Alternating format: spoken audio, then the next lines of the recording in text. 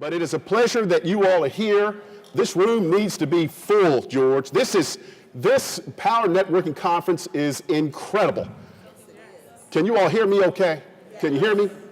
This room needs to, I'm sad that this room is not people running over, because we've got 10 federal government procurement officers that are also looking just like us. 155 years ago, we were scrambling. And today, look at what we've got. And look at this. We don't have everybody. This room should be jam-packed, because they're talking about federal contracts. And federal contracts is where you get paid every 2 weeks. Prince George's County, by the way, you're right now in the heart of Prince George's County. This hotel is the largest hotel on the East Coast here in the United States. And County Executive Rushern Baker, I've known him for 40 years. He has taken this county from worst to first. The median household income in Prince George's County right now is at an all-time high of $79,000. And it's at $79,000 because we do a lot of federal contracting here in Prince George's County. We have over 2,500 multimillionaires who live here in Prince George's County, and a lot of their early start and a lot of their current business is with the federal government. I'm going to take you through a few quick slides in a quick 5 minutes, and then we're going to have John to bring up our guests to really, they are wonderful angels, you all. When you see them, I mean, they don't even realize the impact that they have, George, but the amount of support that they can provide you and direction today is going to be priceless. It's going to be a game changer, not just for you, but for the rest of your next generations. We're talking about game changers here. Prince George's County, I wanted to just kind of take you through, because I haven't had a chance to be able to tell you all about Prince George's County. And it really, for me, and why I'm so excited about being the president of the Economic Development Corporation for Prince George's County, is I get a chance to get up and to replicate the success that I grew up with in Lexington, Kentucky. And I know right now that if any of you could get a contract, $1 million contract, that could be a game changer for you and the rest of your family and the community and the next 150 years.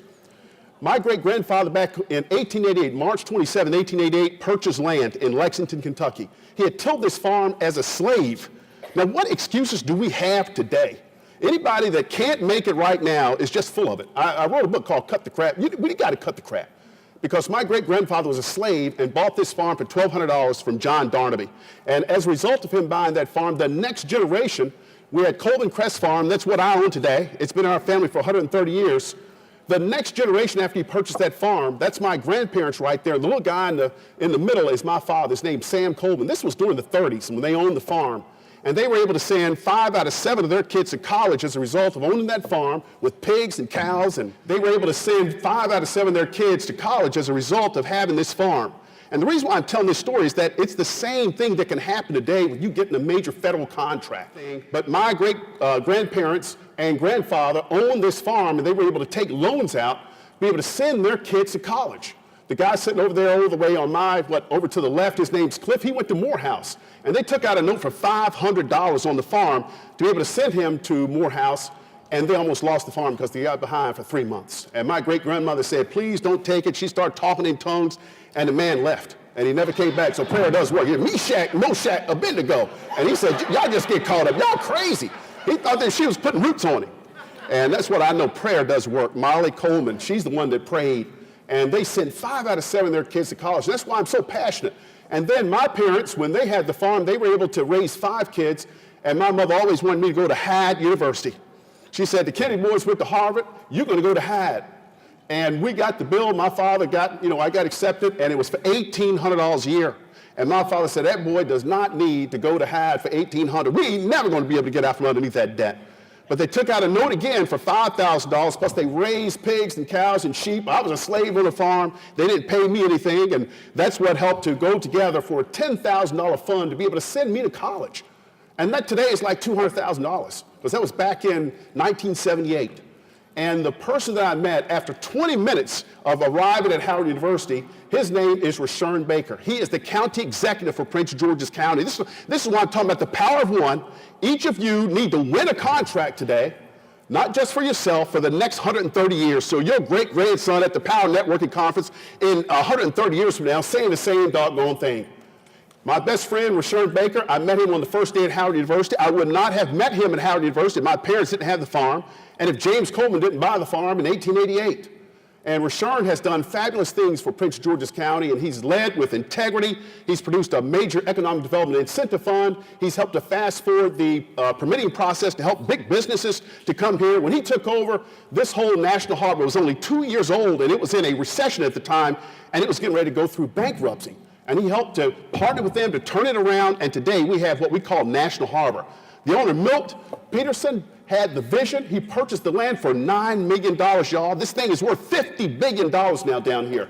We just opened up a brand new casino up there for $1.4 billion, got that built in 24 months. Bake's got this place on fire. I want you to look at this picture because I want you to think of yourself. In Prince George's County is the wealthiest 500 square miles of African Americans in the entire world. I'm not talking about in Maryland, I'm not talking about the DMV, I'm not talking about the US. We've got ambassadors and presidents that call our office to try to figure out how is T'Challa Baker turning around Prince George's County with over 600,000 African Americans who live here with, again, a median household income of $79,000.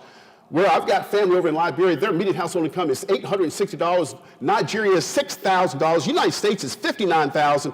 In Prince George's County, the median household income is $79,000. This is not stock art. These folks, Emmerich knows a lot of them. These folks are real folks, y'all, and they can be you. Many of them are less than 40 years old, and they are multi-millionaires because they won federal contracts that they didn't live totally on the federal government. They used it to build their base, cover their fixed expenses, and to be able to have credibility out there in the market so they could go out to the commercial market and win some real business. But I'm not kidding you, a lot of these brothers and sisters in this picture, they are worth 10 and 15 and $20 million. And they're creating hundreds and thousands of jobs for us here in Prince George's County.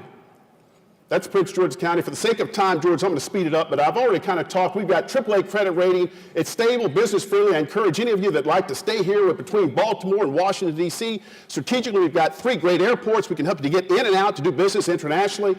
We've got 7 colleges and universities. We've got everything that any of you as a company will grow that you need, which is cash, talent, and customers. We've got 7 colleges and universities where 83,000 students go to the top 3 schools at any given time. We've got over 20,000 graduates coming out of these 7 colleges to be able to go right into your company.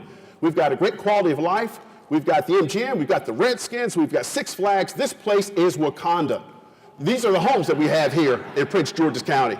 Forget about housewives of Atlanta. I'm talking about housewives of Prince George's County are living good, y'all. We've got mansions. My friend Jen, she lives up here, up the hill. Living large down here at National Harbor. You've got beautiful homes here, whether you want a townhome or an estate. We've got it for you here in Prince George's County. We've got a brand new regional hospital, a $543 million hospital that we're building. Again, that's going to be over $300 million a year in procurement opportunity for you to be able to take advantage of. We've got all kinds of financing. The county executive launched this $50 million economic development incentive fund. It's for grants. It helps you to move here, helps you to grow once you're here. We've got this program called Hire Prince George's County, where if you put any of our residents who are currently unemployed to work, we will pay and reimburse their salaries up to 75% for the first 6 months. So you cannot lose. Innovation Station, we've got 8,000 square feet of space that if any of you want to stay here, we'll help to move you in. If you want to work here and get a contract and build your business here or have your second office, we can set you up in our Innovation Station, which is about 20 miles up the road here. It's called the Accelerator. This is what we're going to get to, and John's going to come up. And this is what's most exciting. This is a game changer for Prince George's County. We've got 15 federal agencies that do about 300,000 of our workers. More than 50% of our residents who are working, they work at these federal agencies. The big thing for you is that we do about $100 billion a year in procurement opportunities from these 15 major, I call them mega federal agencies. Look at this, we've got NASA. Everybody knows the IRS, okay? We've got the FDA. We've got the Homeland Security Department here. We've got NOAA. We've got Andrews Air Force Base, where the president takes off and lands here in Prince George's County. Bottom line is $100 billion a year in procurement opportunities.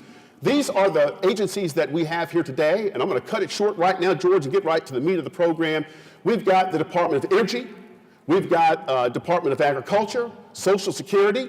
We've got the Department of Transportation and the Department of Homeland Security. And I'm going to have John to come up and kick this thing off. John Mason is one of the finest on my team. He's an angel. He worked really hard to pull these wonderful procurement angels out. And let's give it up for John Mason for doing a wonderful job of getting to the meat, y'all. And I want, after you hear this, I want you to say, walk up, a brother just walked in, he said, I do photography. I said, you need to be asking, how do I get $1 million contract with these agencies to do photography? That's what you need to be asking. Let's give it up for John right now. Thank you, John.